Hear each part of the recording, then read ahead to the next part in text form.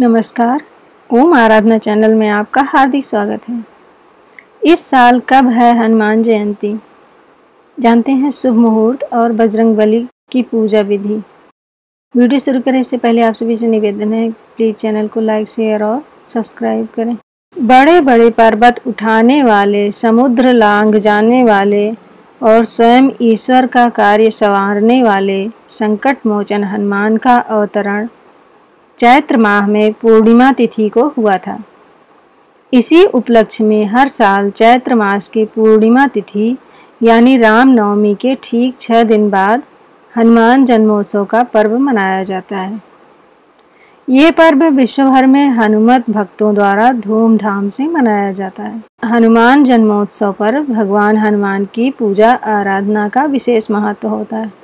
मान्यता है कि हनुमान जन्मोत्सव के दिन विधि विधान से महाबली हनुमान की पूजा अर्चना करने से सभी विघ्न बाधाओं का अंत होता है, साथ ही मनोवांछित फल की प्राप्ति होती है। हनुमान जी को संकट मोचन कहा जाता है। इनके पथ पर चलने वालों को कोई भी संकट नहीं मिलता है। तो ऐसे में चलिए जानते हैं हनुमान जन्मोत्सव यानी हनुमान जयंती की तिथि, पूजा विधि और महत्व। हिंदू पंचांग के अनुसार चैत्र पूर्णिमा तिथि का प्रारंभ 5 अप्रैल सुबह 9:19 पर हो रहा है। वहीं इसका समापन 6 अप्रैल की सुबह 10:04 पर होगा। उदया तिथि के अनुसार हनुमान जयंती 6 अप्रैल 2023 गुरुवार के दिन मनाई जाएगी। हनुमान जन्मोत्सव के दिन विधि विधान से बजरंगबली की पूजा अर्चना करने से मनोवांछित फल की प्राप्ति होती है। ध्यान रहे कि हनुमान जी की पूजा करते समय भगवान राम का पूजन अवश्य करें, क्योंकि प्रभु श्री राम की पूजा के बिना हनुमान जी की पूजा अधूरी मानी जाती है। हनुमान जयंती के दिन सुबह स्नान करने के बाद साफ कपड़े पहने बजरंगबली की मूर्ति या प्रतिमा को लकड़ी की चौकी पर स्थापित करें, जिस पर पहले से ही पीले रंग का वस्त्र बिछा हुआ हो। बजरंगबली के समक्ष घी का दिया जलाएं। जल छिड़ककर कच्चा दूध, दही, घी और शहद मिलाकर बजरंगबली का अभिषेक करें। बजरंगबली को लाल या पीले रंग का कपड़ा, कलावा, फूल, धूप, अगरबत्ती और दिया आदि अर्पित करें। इसके बाद हनुमान चालीसा का पाठ कर भक्त पूजा संपन्न कर आशीर्वाद पाने की कामना करें। इस दिन हनुमान भक्तों को हनुमान चालीसा, बजरंग बाण, सुंदरकांड और रामायण का पाठ करना चाहिए। अब सुनते हैं हनुमान जन्म की कथा। राम भक्त हनुमान बल, बुद्धि तथा विद्या के स्वामी हैं। कहा जाता है कि देवताओं ने उन्हें सदैव अजर तथा अमर रहने का वरदान प्रदान किया है। यही कारण है कि कलयुग में भी उनके होने का संकेत कभी न कभी हमें मिलता ही है। इनकी आराधना भगवान शिव के रुद्र अवतार के रूप में की जाती है। पौराणिक कथा के अनुसार राजा दशरथ के जब कोई संतान नहीं हुई, तब उनके कुलगुरु महर्षि वशिष्ठ ने पुत्रेष्ठ यज्ञ के आयोजन का परामर्श दिया। दूर दूर से इस यज्ञ में भाग लेने के लिए एक से एक विद्वान महात्मा आए तथा यज्ञ को सफलतापूर्वक पूरा किया। यज्ञ की समाप्ति के बाद उसी कुंड की अग्नि में से अग्निदेव अपने हाथों में प्रसाद रूपी खीर को लेकर प्रकट हुए और प्रसाद को राजा की तीनों रानियों, रानी कौशल्या, सुमित्रा तथा कैकेयी को बांट दिया। कौशल्या तथा रानी कैकेयी ने तो अपना अपना भाग खा लिया, किंतु जैसे ही सुमित्रा ने अपने हिस्से का प्रसाद उठाया, तभी अचानक आकाश से गरुड़ पक्षी आया और उस प्रसाद को अपनी चोंच में दबाकर पुनः आकाश की ओर उड़ गया। ठीक उसी समय एक पर्वतीय स्थान पर महारानी अंजना पुत्र प्राप्ति के हेतु तपस्या कर रही थी। वह प्रसाद गरुड़ से छूटकर उनकी गोद में आ गिरा। अंजना को लगा कि यह उनकी तपस्या का फल है। उन्होंने उस प्रसाद को ईश्वर का आशीर्वाद समझकर उसे खा लिया, जिससे उन्हें भगवान हनुमान जी पुत्र रूप में प्राप्त हुए। उधर सुमित्रा को निराश देखकर रानी कौशल्या तथा कैकेयी ने रानी सुमित्रा को अपने प्रसाद में से थोड़ा थोड़ा भाग दे दिया।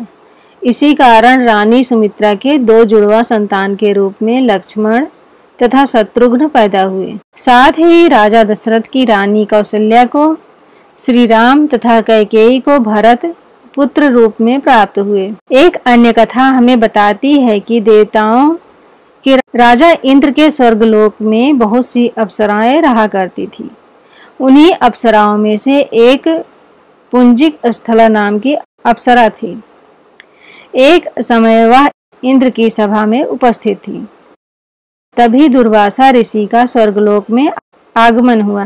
देवराज इंद्र तथा ऋषि दुर्वासा के बीच बात चल रही थी कि अप्सरा पुंजिक स्थला अपने चंचल स्वभाव के कारण एक स्थान पर न रहकर इधर उधर आ जा रही थी। इससे दुर्वासा ऋषि को क्रोध आ गया और अपने ध्यान में विघ्न पड़ने के कारण उन्होंने पुंजिक स्थला को बानरी हो जाने का श्राप दे दिया। ऐसा सुनते ही वह रोने लगी तथा क्षमा याचना करने लगी।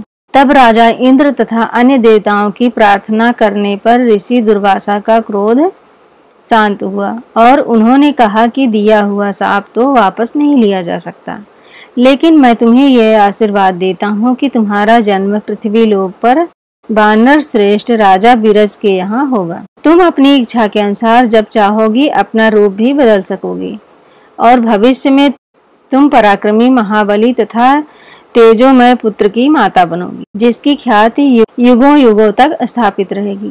वह भगवान श्री हरि विष्णु के अवतार मर्यादा पुरुषोत्तम श्री राम का अनन्य भक्त तथा सेवक होगा। भगवान श्री राम के जीवन में उनकी बहुत बड़ी भूमिका होगी तथा वह उनके कई कार्यों को सिद्ध करेगा। उसी शाप के परिणाम स्वरूप पुंजिक स्थला का जन्म मृत्युलोक में राजा विरज की पत्नी के गर्भ से हुआ तथा उनका नाम अंजना रखा गया। अंजना जब विवाह योग्य हो गई तो राजा विरज ने वानरराज केसरी से उनका विवाह कर दिया, जिसके पश्चात श्री हनुमान जी का जन्म हुआ। जिस समय भगवान श्री राम अपना वनवास खत्म करके पुष्पक विमान से वापस अयोध्या लौट रहे थे, तब उन्होंने हनुमान जी से माता अंजना के दर्शनों की इच्छा प्रकट की। तब सभी माता अंजना के दर्शन को गए तथा श्री राम ने ऐसे तेजस्वी पुत्र को जन्म देने के लिए अंजना की प्रशंसा की। एक अन्य कहानी और प्रचलित है। समुद्र मंथन की कथा तो आपने सुनी ही होगी। जिस समय अमृत से भरा हुआ कलश समुद्र से निकला तो असुर उसे लेकर भागने लगे। उस समय भगवान विष्णु ने मोहिनी रूप धरकर असुरों को अपने रूप से मोहित करते हुए वह अमृत कलश उनसे प्राप्त कर लिए और देवताओं को अमृत पान कराया। राहु नामक एक असुर ने धोखे से एक देवता का रूप धरकर अमृत पी लिया, लेकिन वह अमृत उसके गले से नीचे उतरने से पहले ही विष्णु जी ने अपने सुदर्शन चक्र से उसका गला काट दिया। तब से राहु का केवल धड़ अमर हो गया। कहते हैं कि श्री हरि विष्णु का वह रूप इतना सुंदर था कि भगवान शिव ने जब यह रूप देखा तो वह भी मोहित हो गए और उनका तेज स्खलित हो गया। भगवान शिव के इस तेज को संभाल पाना किसी के बस में नहीं था।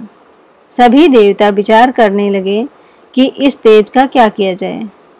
तब सभी देवताओं की सलाह मानकर विष्णु जी ने इस तेज को धारण करने की क्षमता प्रदान करते हुए तपस्या कर रही देवी अंजना के गर्भ में स्थापित कर दिया, जिससे शिव जी के 11वें रुद्रावतार के रूप में महाबली श्री हनुमान जी का जन्म हुआ। जय बजरंगबली। अगर आप इस चैनल पर नए हैं तो प्लीज लाइक शेयर और सब्सक्राइब करें, जिससे आने वाली वीडियो आपको मिल जाए। और कमेंट में हनुमान जी की जय जरूर लिखें। जय बजरंग।